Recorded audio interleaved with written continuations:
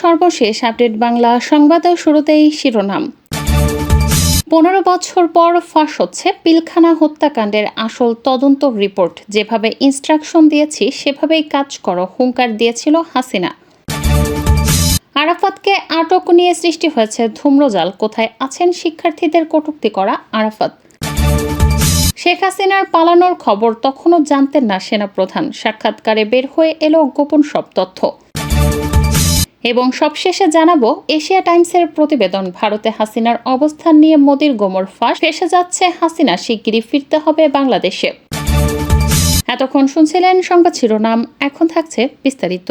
পিলখানা হত্যাকাণ্ডের সঠিক রিপোর্ট দেয়া হলে সাবেক প্রধানমন্ত্রী শেখ হাসিনার রিপোর্টটি ছুঁড়ে ফেলে বলেন, কি আবোল তাবোল রিপোর্ট, যেভাবে ইনস্ট্রাকশন দেয়া হচ্ছে সেভাবে কাজ করতে হবে।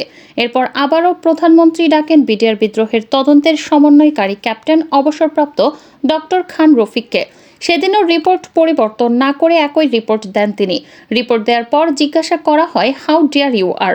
জবাবে তিনি বলেছিলেন, আমার ভাইয়ের রক্তের সঙ্গে বেইমানি করতে পারবো না। এরপরে রফিককে পিলখানা থেকে তুলে নেওয়া হয়, 361 দিন ডিজিএফআইতে রাখা হয়। সেখান থেকেই আয়নাঘরের শুরু। 5 বছর অভ্যন্তরীণ থাকার পর ছাড়া পেলেও আর দেশে থাকতে পারেননি। গত 24 আগস্ট বেসরকারি টেলিভিশনের একটি অনুষ্ঠানে মালয়েশিয়া থেকে যোগ দিয়ে এসব কথা বলেন ক্যাপ্টেন অবসরপ্রাপ্ত ডক্টর খান রফিক। এ সময় তিনি বলেন, আজিজ, মইনুল, আকবর, জিয়াউল আহসান, এদের সবার হাত সে সময় রক্তে রঞ্জিত। আর পুরো ঘটনার মাস্টারমাইন্ড ছিলেন তারিক আহমেদ সিদ্দিক।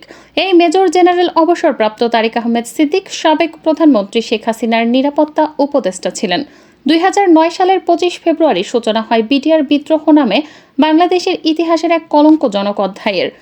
নির্দয় জওয়ানরা একে একে বুক ঝাঁঝরা করে হত্যা করেন 57 জন সেনা সদস্যকে। 25 ও 26 ফেব্রুয়ারি চলা এই বিদ্রোহে মোট 74 জন প্রাণ হারান।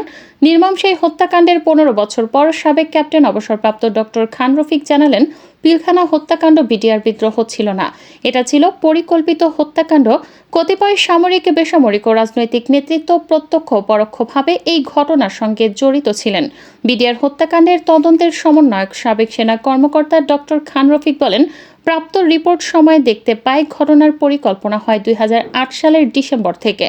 এরপর 3 মাস ধরে 25 ফেব্রুয়ারি পর্যন্ত বিডিআরের 50 জনের মতো সদস্য বিভিন্ন রাজনৈতিক ও বেসামরিক ব্যক্তির সঙ্গে একাধিকবার বৈঠক করেছেন। বিভিন্ন গোয়েন্দা সংস্থা এসব তথ্য জানতে পারেনি, এটা সম্পূর্ণ অসত্য। জেনেও তারা গোপন করেছিল। আওয়ামী লীগের একজন সাবেক এমপি প্রতি শুক্রবার পিলখানা মসজিদে জুমা পড়তে যেতেন। নামাজের পর তিনি সেখানে 1 থেকে 1.5 ঘন্টা বিডিআর সৈনিকদের সঙ্গে মিটিং করতেন। পরে তার বাসায়ও একাধিক মিটিং হয়। সেসব মিটিংয়ে আওয়ামী লীগের আরেকজন সাবেক এমপি থাকতেন। মিটিংয়ে বিডিআর সৈনিকদের উদ্দেশ্যে সাবেক এক এমপি বলেছিলেন, বেশি মারার দরকার নেই, 2-3 জন অফিসার মেরে ফেললেই হয়, বাকিটা আমরা দেখব।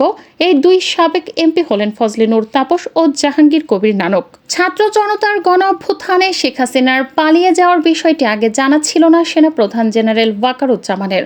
তিনি জানিয়েছেন, 5 আগস্ট পরিস্থিতি তিনি যখন রাজনৈতিক দলের নেতাদের সঙ্গে আলোচনা করছিলেন, ঠিক তখন তাকে জানানো হয় শেখ হাসিনা চলে যাচ্ছেন।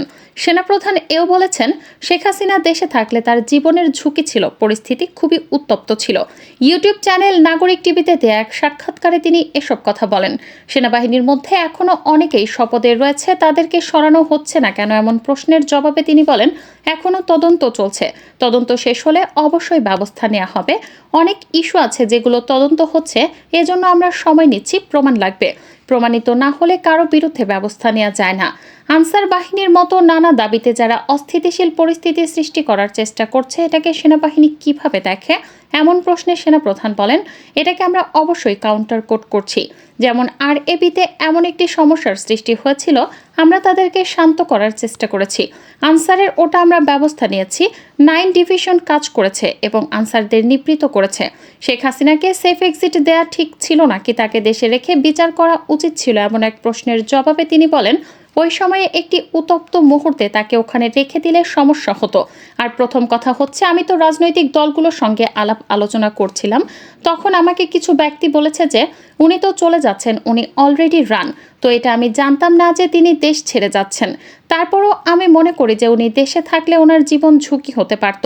কেউ চাইবে না যে একজনের বিচার বহির্ভূত হত্যাকাণ্ড হোক, এটা মোটেই কাম্য না। পরিস্থিতি অত্যন্ত উত্তপ্ত ছিল।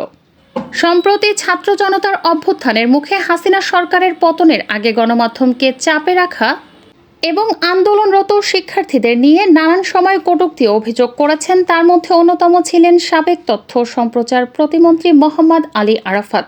মঙ্গলবার ২৭ আগস্ট আটক হয়েছেন বলে খবর ছড়িয়ে পড়লেও আইনশৃঙ্খলা রক্ষাকারী বাহিনীর দায়িত্বশীল কেউ এর সত্যতা নিশ্চিত করেননি।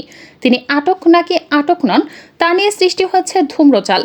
এ বিষয়ে জানতে চাইলে ডিএমপি থেকে জানানো হয়, ডিবি পুলিশের পক্ষ থেকে আরাফাতকে আটক করা হয়নি।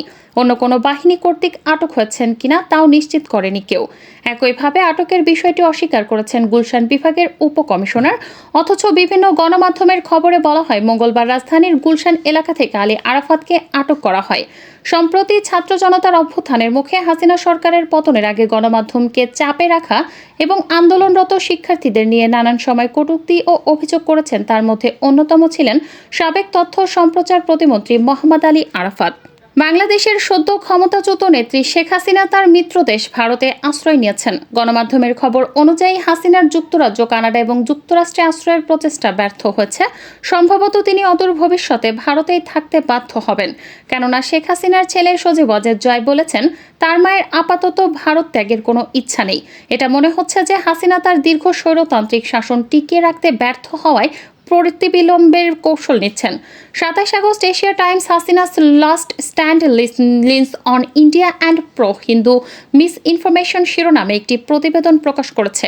সেখানে বলা হয়েছে, এখন পর্যন্ত হাসিনার দৃষ্টিভঙ্গি ভারতের ক্ষমতাসীন দল বিজেপি এবং তার হিন্দুত্ববাদী সমর্থকদের সাথে জড়িত বলেই মনে হচ্ছে। তিনি যদি পুনরায় ক্ষমতা দখল করতে পারেন, তাহলে বাংলাদেশে ভারতের জন্য সম্ভাব্য বৃহত্তর রাজনৈতিক প্রভাব বিস্তার সহজ হয়ে দাঁড়াবে। হাসিনা এবং ভারতের সম্পর্ক বাংলাদেশের জন্য কি ঝুঁকি তৈরি করতে পারে তা উপলব্ধি করা অপরিহার্য। দিল্লি সরকার ধারাবাহিকভাবে হাসিনা এবং তার আওয়ামী লীগের পৃষ্ঠপোষকতা করে আসছে। ভারত ও বাংলাদেশের কূটনৈতিক সম্পর্কে রাশিয়া ও বেলারুশের মতো একটি পৃষ্ঠপোষকতাপূর্ণ সম্পর্কে রূপান্তর করেছে। ওই প্রতিবেদনে আরও বলা হয়েছে, ২০১৪ সালে নিজের ক্ষমতা দীর্ঘস্থায়ী করতে হাসিনা নিজের অধীনে নির্বাচন দেয় এবং ক্ষমতায় আসে। সে সময় প্রধান বিরোধী দল বিএনপি হাসিনার নেতৃত্বে নির্বাচনে না যাওয়ার ঘোষণা দিয়েছিল। হাসিনার নেতৃত্বাধীন নির্বাচনের স্বচ্ছতা নিয়ে চরম বিতর্ক থাকলেও ভারতের তখনকার পররাষ্ট্র সচিব সুজাতা সিং বিএনপি এর নেতাদের সাথে সাক্ষাৎ করেন এবং তাদের নির্বাচনে অংশগ্রহণে উদ্বুদ্ধ করার চেষ্টা করেছিলেন। ওই নির্বাচনটি প্রতারণামূলক ভোট হিসেবে স্বীকৃত, তবে সেটাকে বৈধতা দেওয়ার জন্য ভারত তাদের কৌশল ব্যবহারের চেষ্টা করে। ২০১৮ সালের নির্বাচনেও হাসিনার আওয়ামী লীগ নিজেদের নিয়ন্ত্রিত নির্বাচনের মাধ্যমে আরেকটি ভোটে জয়লাভ করে।